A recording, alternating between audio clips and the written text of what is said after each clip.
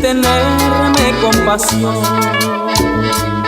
y me dejaste sufriendo por el mundo, porque te fuiste, ingrato corazón, y me dejaste con un dolor profundo. Cuando te fuiste no tuviste compasión, no recordaste que yo a ti te adoraba. Hoy que regresas pidiéndome perdón, no te perdono aunque estés arrodillada.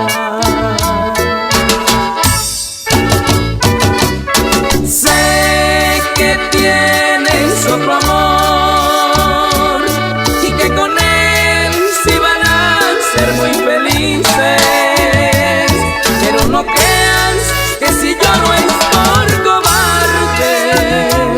Quiero que sepas que fui el primero que te quiso. Vete, mujer, y ya no vuelvas más. Vete de mí porque yo ya te aborrezco, y si regresas ya no quiero verte más. Ya no regreses porque ya olvidé tus besos. Y con mucho cariño, allá para la señora Enimia Canseco.